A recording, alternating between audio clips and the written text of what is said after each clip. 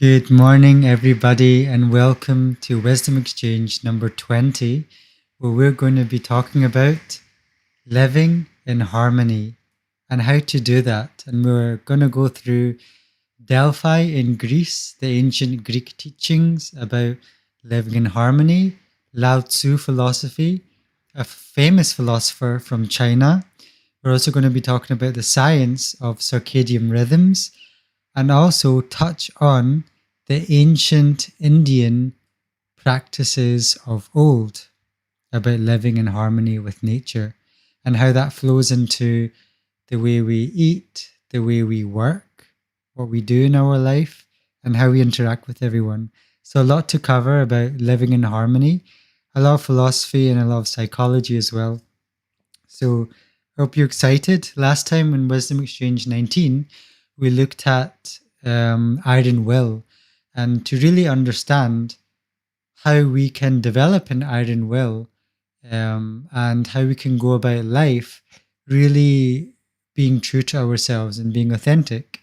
And so this is an extension of that, but now going in the harmony aspect. So once we've gone inside, how can we start harmonizing our external environment with our internal environment? So, first, I want to just talk about that living in harmony with your environment and yourself, living that will of the nature's course, like we said in the last wisdom exchange, like the Stoics said, and living the will not just of nature's course, but of your own nature and how you naturally want to express yourself, right? And so being attuned with that. So that might sound a little abstract and just a little vague, but let's try to delve into that. How can you really start to understand yourself? How can you start to know thyself? So we can also talk about what doesn't cause harmony, and what is harmony really? What does the mind think that harmony is?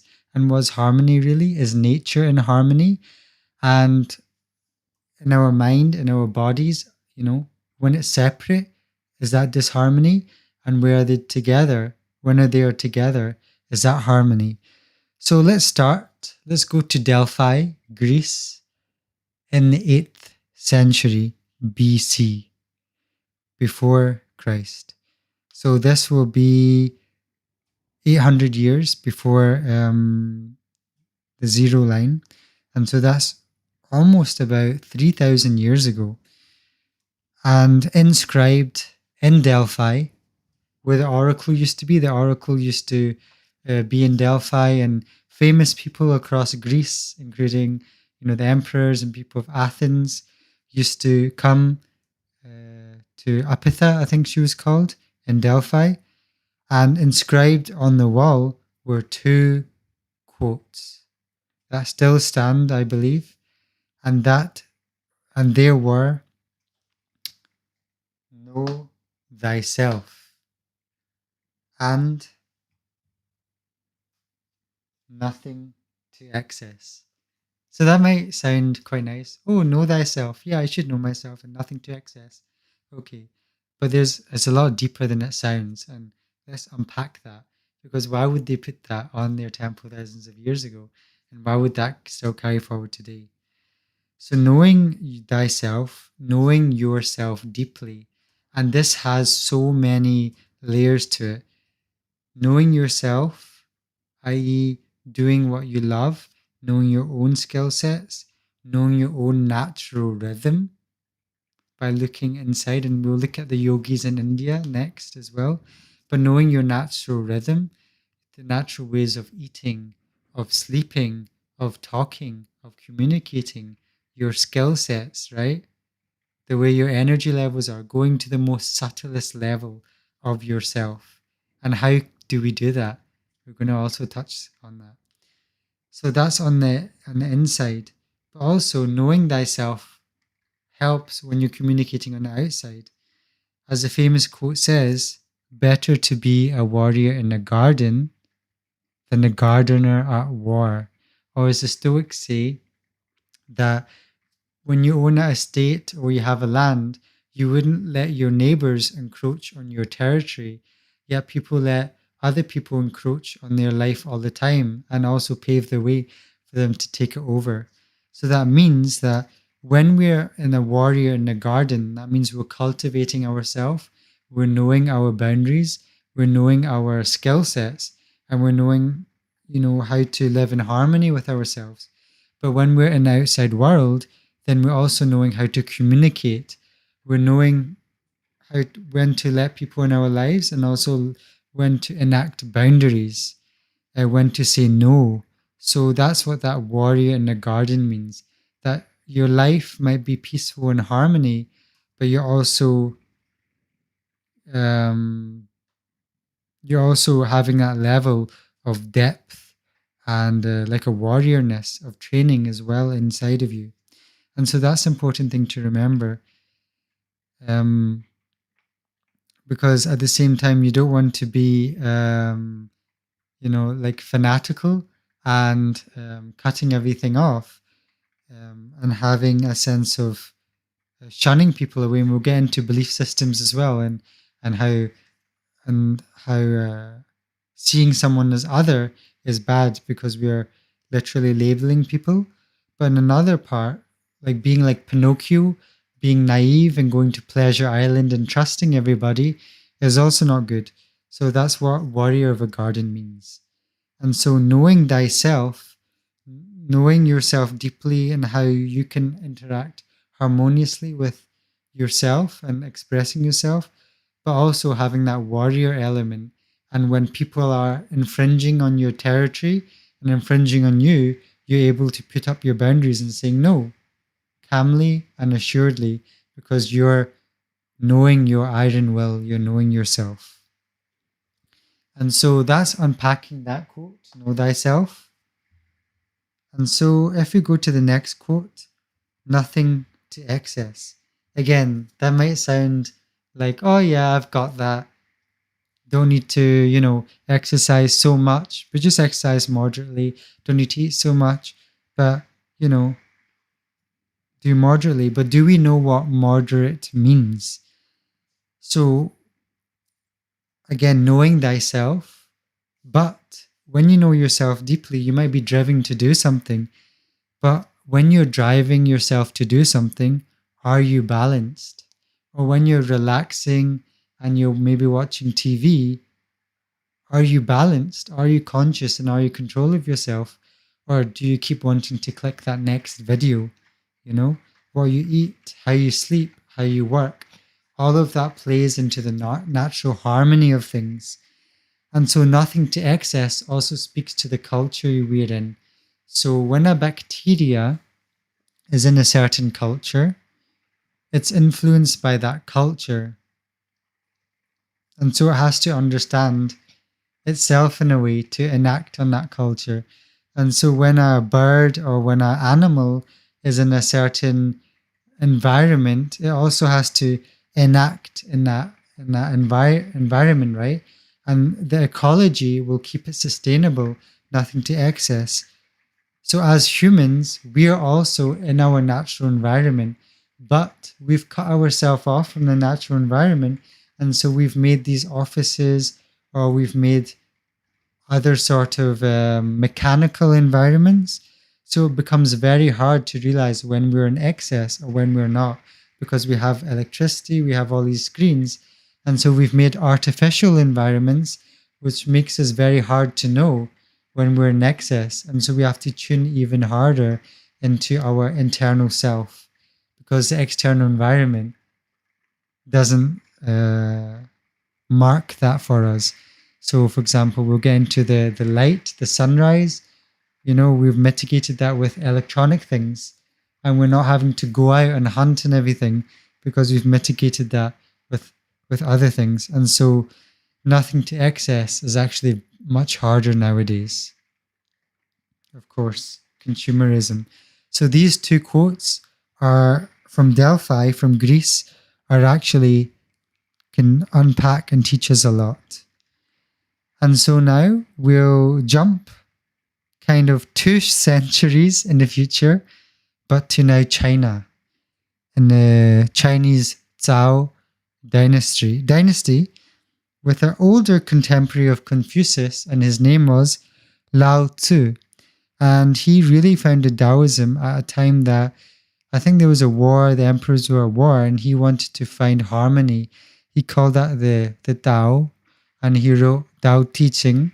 And it's all about, again, being in harmony, about yourself in conversation, in flow, in what you eat, in your movements, etc. So if you've ever seen Qigong and things like that, it's all about being in harmony and being in a flow state, not just mentally, not just in your body, but both. And so let's explore 3 quotes from him and delve into really what his philosophy was like about living in harmony. And so how we can really enact that in our careers and not be so stuck in our conversations, our careers we have, and the way we eat and talk and exercise as well. So a man with outward courage dares to die, but a man with inner courage dares to live. So often, when we want to do things in life, we sometimes hold on to a thing of doing things. And like I said, last wisdom exchange, we try to push so hard to achieve something. I've experienced that in my own life. And so we have that courage, that outward courage, but we've turned out, we might climb the wrong ladder when we look back down, but we've embodied that courage and we dare to die for that belief, right? But actually, when we go inside, inner courage, and we find out what is that actually, what we take on that curiosity and explorative element, what is that inside of us that we actually want to do, that might be against the status quo, that is daring to live. We're daring to live in a different way. We're daring to live according to our own expression of life, like a flower, right? So think about that in your own life. Not just having the outward courage, but having the inner courage. Not to die, but to live. As the Stoic says, there's 2 times, I think, that you live or something. I forgot the exact quote, but it's like when you start living. I don't know. I'll come up with it next time. But it was a good Stoic quote. The second quote of Lao Tzu was, "Nature does not hurry, yet everything is accomplished." Nature does not hurry, yet everything is accomplished. Because we are basically not hurrying. You're tuning into what's inside, and then you're doing that. So you're realizing your own internal nature. Because like we said before, human beings are of nature. Our mind moves in the same patterns according to nature. Our cells replicate according to nature. We are organic beings, no matter how much we try to separate that. And we'll get into how the mind does that. And so when we tune into ourselves, we'll notice that path flowing naturally. And so the last one is quite a nice long one, but it's quite profound, by Lao Tzu. So watch your thoughts, they become your words. Watch your words, they become your actions. Watch your actions, they become your habits. Watch your habits, they become your character. And watch your character, it becomes your destiny. And that's by Lao Tzu. So you can see the different levels here. And then you can start to see in your own life how people are interacting, how their characters may be so rigid, how their actions may be rigid, how their words may be so rigid, and so their thoughts may be rigid. And then how to find that in ourselves and how to break that in ourselves, how to break that in others. Meditation. We talked about last time, We talked about the wavelengths. When we're doing things in a conscious world, our brain is in the beta wavelength. And when we're in the subconscious territory, we're in the theta wavelength. And what you'll find is when you're asking people to meditate, if they are too identified with their mind, with their manas, they'll be too scared to submit to that lesser wavelength. And because they're too tied to their belief system. And so what we try to do in meditation is try to just submit our mind and try to be curious and see what is actually going on inside our mind. What is going on a perception level. And that's very subtle. It's a very, what do they say, like a yin energy, like a more feminine energy. You have to have that subtle perception. Again, not the gender, but the type of energy they use in philosophy on a perception level. And it's really a cleaning that goes on, like you clean your house, but you're cleaning your own mind. We have to understand what is going on inside, putting the attention inside. And we collect a lot of belief systems, but rarely do we go inside. And so our mind actually can create disharmony because we've created a lot of belief systems and we've created a filter between us and the world and other people as well. So noticing what thoughts are arising and what thoughts are entering, because when thoughts enter our mind and we're not aware, they can be linked to a belief system and touch other thoughts and start to proliferate and affect all the other thoughts and create a belief structure. And then we can notice what emotions are at play and how they can interact inside of us as well, because they can start to congeal and create all these emotions and thought structures and beliefs and characters, right? And that influences the word, we'll see. So that sounds a bit abstract, but I'll show you why the spring cleaning is important, not just to notice these things in yourself, but also others. Because again, like being a guardian in a war, noticing that when you're being disrespected, when you have to say no, when someone's encroaching on your territory, like the Tao, going with the flow, but also noticing when you're being encroached on. And so when you're noticing these thought structures play out, like for example, I'll give you example in the Indian community, although in Sikhism, there is no, and I think all spiritual traditions, there's no caste system, but what you'll find is people will say, you should only marry within this caste, or keep it within the caste, or keep your relationship within the race, or you should only choose this subject, or you should only choose this university because they are the best, or you should do this career path. They are all belief systems, and you can challenge that. Why this cultural identity? What does this caste system mean to you? What is this caste system? What really is this university is about? What is this subject meaning to you? And maybe they'll have a story or narrative associated with that. And then you can start to see where the narrative is developing.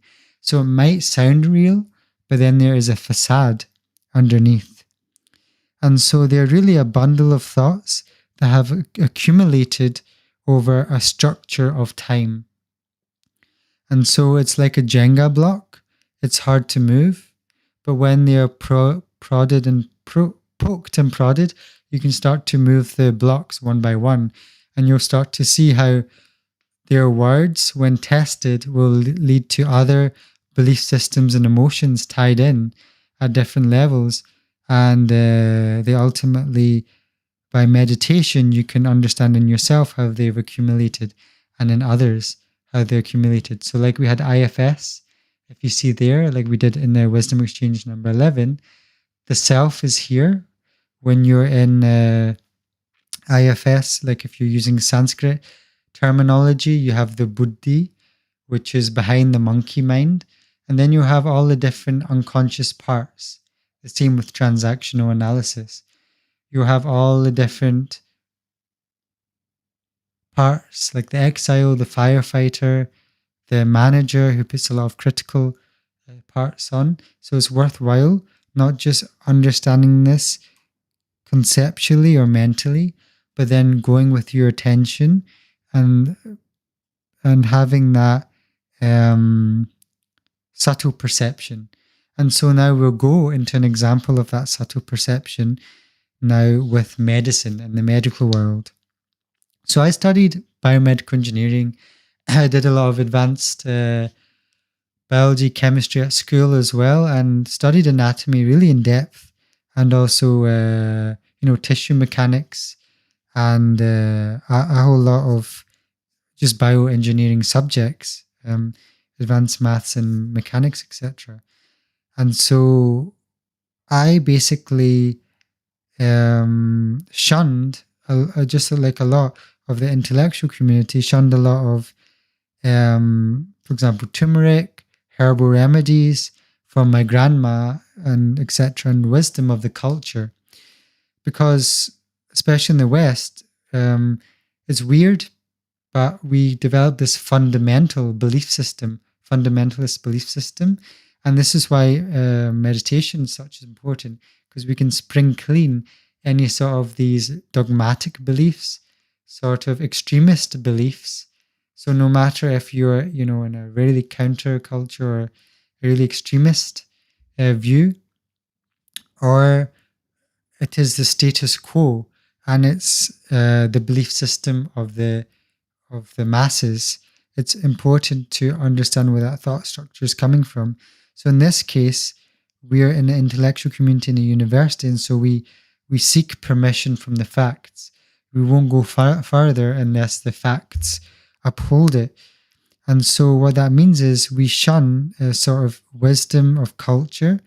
And so we, especially in the medical community and in medicine, what you'll see is it's an intervention in order to prevent death, whereas in the ancient Eastern culture in the medicine, it's really in order to live. So there's two distinctions, and so the Western medicine is more evidence based, and so the Eastern medicine is more practical based, and so it's very dangerous to rule out practice based studies and just sticking to evidence based, because you start to become fundamentalist and you start to only stick to facts rather than just using intuition. So it's important to use them together, unless, like Bruce Lee say, you become either very mechanical man or you become unscientific. So you must have both in the art and the science. So I saw in the news recently this week, because I get posts on my emails about the newest news, that scientists started to use like turmeric, to sell turmeric. And I thought that's strange. Indian people have been using it for ages. And so I started to look into this Indian system of practical based studies for the medicine, because their culture is very old and they have a lot of wisdom behind it. And so what I found is, in the oral traditions, they have been passing down this ancient wisdom, and then that's sort of been captured thousands of years ago through thousands of practice based sort of studies and work, and they've encapsulated that into the books that have survived from the ancient world. And you may have heard of that's called Ayurveda. And so in the modern medicine and modern sort of bodybuilding, you have ectomorphs, mesomorphs, endomorphs, I think it's called, 3 body types. And in Ayurveda, you have the Pitta, Kapha, and Vata energies. And so what the ancient people did is, because in IFS and other meditations, they don't have so much identification to their monkey mind or their manas, so the facts and everything, they're able to take a step back to their buddhi, and they're able to meditate and watch their own the harmony of the body. They're able to take time and watch how they're sleeping, how they're eating, how their bodies are. And so they start to draw intuitive patterns of how body types are and how the macrocosm and the microcosm, so how humans are part of nature, how the human parts of nature also mimic the natural world as well. So they're able to develop this sort of intuitive science. And so I shunned that from the beginning, but actually developing my intuition, I start to see how this has really good backing. And so if you're interested, I would definitely look into this and see how this correlates as well. And so then I just want to then talk about the importance of that meditative aspect and how, so we were talking at the start, know thyself, how these ancient Indians in the Indian practices started to know thyself and have that sort of detachment and noticed how their body's working. Whereas in the Western medicine, it's all about evidence based and just using mental concepts and then applying that rather than using the intuition and seeing how the patterns are developing and intuitively you know how the human is in front of you rather than applying this map onto the world. So very, very interesting about know thyself from the Greeks and how also the Indians applied that into the medicine. And so I just want to get to the back to the true spirit of science, why I started loving science as a kid, you know, reading a lot of like encyclopedias and other science books and engineering, etc., is because the true spirit of science is really to embrace the unknown, of discovery, of exploration, of creativity, and that essence of discovery, right? Which at university, etc., is we don't really embody that as much. It's more of the institutionalization of the facts and how so the facts are presented, and so how can we mass produce that in a sense in a corporate way, or how do we use the facts and be fundamental to the facts. But instead, that scientific and explorative nature of science and engineering actually goes hand in hand with the meditative aspects and goes hand in hand with know thyself, because it's really that journey of exploration. I'm going to sneeze now. No, I'm not. Okay. So the sneeze did not come. So I think a good example that I thought of was, for example, a herd of cows, because humans are animals after all. And there's 3 farms. One farm was factually, by the cow scientists and professors, was demonstrated to have grass. And so we're looking for a new pasture to go to. And so some cows started to go to this grass. There's another pasture, but there's just like 2 or 3 cows there, and nobody's really going there because he said, not to go there, and there's not much grass, and people are just kind of ignoring it. Kind of grass is greener on the other side. And then there's a third pasture, and everybody says it's amazing, but you've not actually seen it. Not many people have actually seen it, but everyone says it's amazing. But when you get there, it turns out that third pasture is actually full of bullshit, because the cows, it turns out, on the other field, the field that you intuitively seen that was interesting to go through, actually didn't want them to be there. They wanted the field all to themselves, right? So in the same way, humans can operate.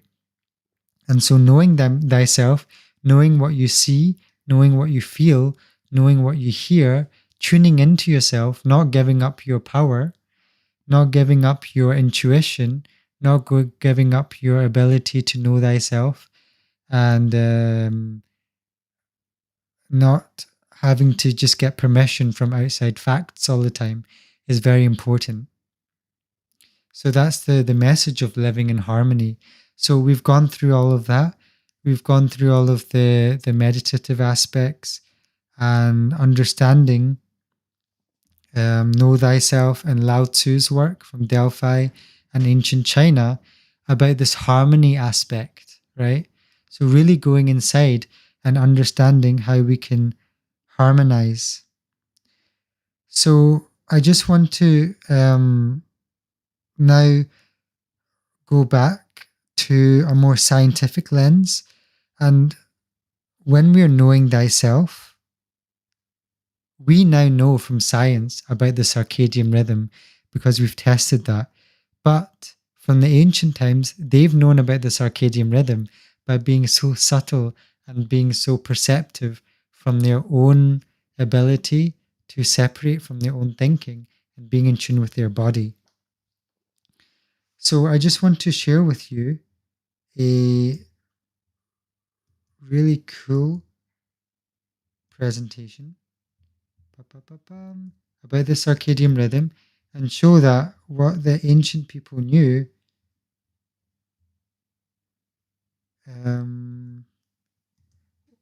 is kind of like, can you see that? Hopefully. Yes, is what we know nowadays. So you can see there melatonin increasing when you wake up, decreasing before you go to bed, and increasing again. Our temperature goes down here, increases here just before you go to bed. So the room has to be cool. And also cortisol, your stress, spikes up as soon as you wake up, right? So all these chemicals are happening inside of us, but we almost need to see a graph to be like, okay, this is when I could sleep. This is when I could eat. This is when my body's like this. But in the ancient times, they were so tuned in to the stress levels occurring when they're feeling sleepy, how their body temperature is, that they actually understood when they should eat certain things. Maybe in certain humans, how certain humans exhibited different patterns of these chemicals within them just by intuitively, practically seeing this and passing down this knowledge rather than scientifically validating that. But we've got the scientific knowledge now, which is great. But what people fall into is being very rigid and saying, okay, now I know this cortisol, or if I'm diabetic, I know my sugar level is on the graph. I have to exercise at this time, or I have to go for a walk fast at this time. But what happens is we again fall into the same trap of just understanding the analytical data and executing that rather than maybe trying to understand the analytical data and seeing how that fits into our intuitive feeling of that inside of us. So if you're diabetic, understanding what does that feel like? If you're short of sleep, understanding what does that feel like to be short of sleep? What does that feel like to be stressed? Feeling that rather than just seeking permission all the time from the facts. So that's the interplay between logic and intuition. That's very important. And that's where that Jenga block plays into account as well, where we're not seeking permission all the time for facts, but empowering ourselves to go inside, understand ourselves, and going for the facts, but then using the facts to understand ourselves better and not just rigidly trying to implement things in the world, because that's where the harmony comes from when we harmonize the logic and the intuition. So I just wanted to share that so we understand this. And of course, our body clock and our circadian clock play into account as well. So the times when we eat, the times when we don't eat, the times in between meals, rest and digest, having food in between 10-hour time frame, not eating 2 hours before bed, so much more facts like this. but all can be got intuitively. So, as I said, this was developed by the ancient people by having, again, separation from that monkey mind and by being very in tune with their nature.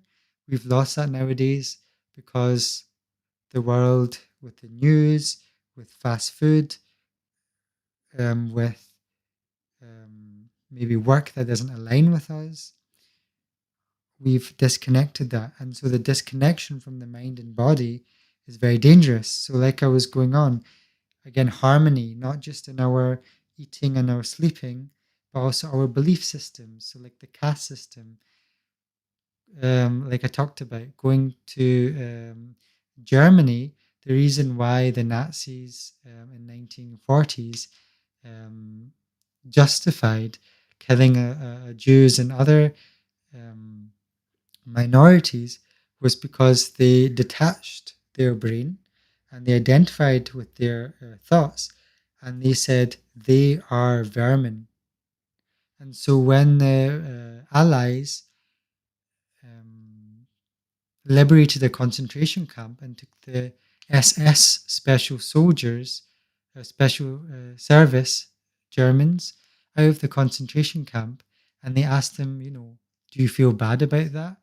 They were so brainwashed in their belief that they said no, they were vermin.